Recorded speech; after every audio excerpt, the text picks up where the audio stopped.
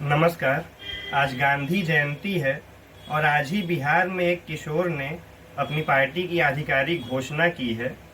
वो कुछ समय से गांधी का झोला लेके चल रहे थे और आज जब उन्होंने अपनी पार्टी की घोषणा की तो उन्होंने एक बात कही कि बिहार में जो शराबबंदी हुई है उस पर वो रोक लगाएंगे, उसको खत्म करेंगे। और उनका कहना ये है कि शराब से फिर जो राजस्व आएगा उसका निवेश वो शिक्षा पर करेंगे।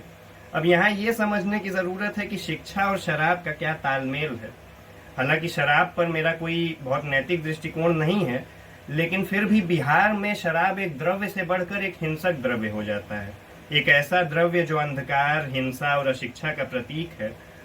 और ऐसे में जब आप गांधी की हिमायत कर रहे हैं, गांधी की बात कर रहे हैं और यह कह रहे हैं कि आप एक हिंसक द्रव्य को, एक ऐसे द्रव्य को जो हिंसा का प्रतीक है, उसको आप वापस से ले आने का काम करेंगे, तो ये तो कहीं से भी गांधी के नज़दीक नहीं दिखाई देता है। और उनके अंदर कई ऐसी चीज़ें मैंने देखी हैं, आपने भी देखी होंगी, जो गांधी के मूल्यों और विचारों के विरुद्ध ही है। तो ऐसे में आधिकारिक घोषणा करते हुए ये बात कहना वो गांधी की बिल्कुल मुखालिफत वाली बात हो जाती है। दूसरी बात कि आज हम सभी जानते हैं कि आज महात्मा गांधी के साथ साथ ही लाल बहादुर शास्त्री की भी जयंती है। और ऐसे में हम देखते हैं कि एक तबका है जो लाल बहादुर शास्त्री की जयंती पर ज़्यादा जोर देता है, उनको गांधी के बरक्स खड़ा कर देता है और ये बताने की कोशिश करता है कि गांधी जयंती एक छोटी चीज़ है और लाल बहादुर शास्त्री की जयंती शायद ज़्यादा बड़ी है। ऐसे में मैं देखता हूं कि अगर लाल बहादुर शास्त्री जीवित होते या उनके जीते जी ऐसा कुछ होता तब वो क्या कहते या वो क्या करते।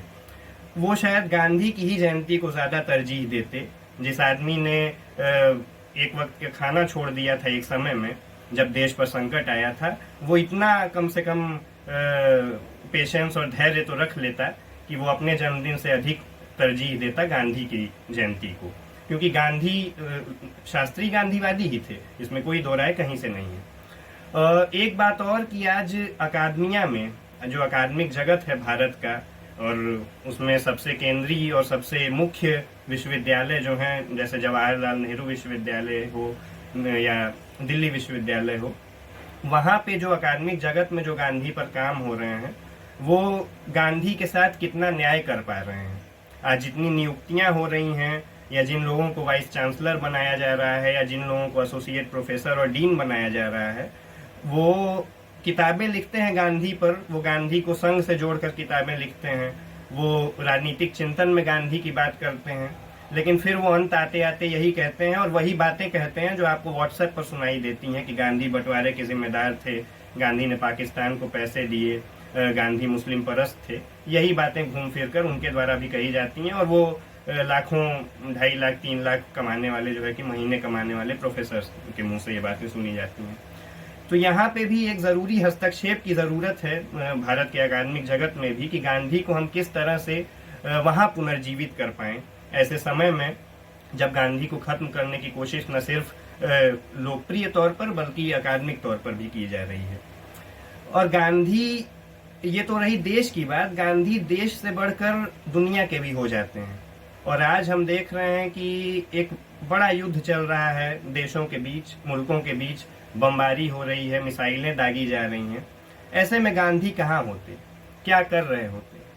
गांधी ने एक बड़ी अच्छी बात कही थी कि फिलिस्तीन उसी तरह अरबों का है जिस तरह इंग्लैंड अंग्रेज़ों का है या फ्रांस फ्रांसीसियों का है।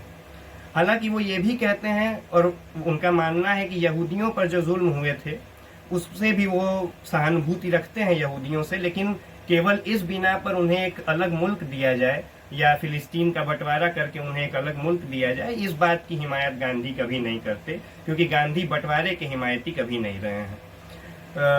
हालांकि उन्हें बंटवारे का जिम्मेदार बनाने की कोशिश बहुत हुई, लेकिन कभी भी ऐतिहासिक तौर पर और वर्तमान तौर पर भी अगर हम उनकी विचारधारा को देखें तो ऐसा उनकी विचारधारा में, उनके कर्मों में कहीं नहीं दिखाई देता है। तो गांधी यहाँ पर वही कर रहे होते जो वो तब करते थे। गांधी शायद उपवास कर रहे होते, गांधी शायद एक नई तरह की तकनीक ईजाद कर रहे होते। हो सकता है कि गांधी हमेशा अपने विचारों में परिवर्तन करते रहते थे। आज इतने वर्ष हो गए उनको गए हुए, तो आज वो अपनी विचारधारा और अपनी तकनीकों में कुछ तब्दीली करते और वो शायद लेकिन उनका जो तरीका होता है वो अहिंसा का ही होता है। और वो ये बताने की कोशिश करते कि फ़िलिस्तीन और इजराइल और अरब देशों की जो समस्या है उसको किस तरह से निपटाया जा सके। और ये बात शायद आज सुनने में बहुत यूटोपिक लगे, बहुत बनावटी लगे और बहुत एक कुछ ऐसी बात लगे जो सिर्फ सपने में हो सकती है, लेकिन विश्व के तमाम नेता, मंडेला से लेकर मार्टिन लूथर किंग तक गांधी से प्रभावित रहे, हो ची मिन्ह तक गांधी से प्रभावित रहे। उन्होंने उनके विचारों को अपनी राजनीति में, अपने विचार में, अपने कर्मों में शामिल किया। तो ऐसे में बहुत ज़रूरी है कि हम गांधी को सिर्फ देश से बढ़कर एक दुनियावी तरीके से भी देखें, वहाँ भी उनके विचार को समझने और उसे ज़मीन पर उतारने की कोशिश करें। और ऐसी तमाम किताबें, ऐसी तमाम बातें जो हो रही हैं गांधी के विरुद्ध, तो उस पर अकबर इलाहाबादी का एक शेर है, हालांकि एनसीईआरटी ने अभी उन्हें अकबर प्रयागराजी कह दिया है। उनका एक शेर है कि हम ऐसी कुल किताबें काबिले ज़ब्ती समझते हैं, हम ऐसी कुल किताबें काबिले ज़ब्ती समझते हैं कि जिनको पढ़ के लड़के बाप को खपती समझते हैं। शुक्रिया, आप सभी को गांधी जयंती की शुभकामनाएं। और हम कोशिश करें कि गांधी के जो विचार हैं उसको हम अपने अंदर कुछ ला सकें, कुछ उन पर अमल कर सकें।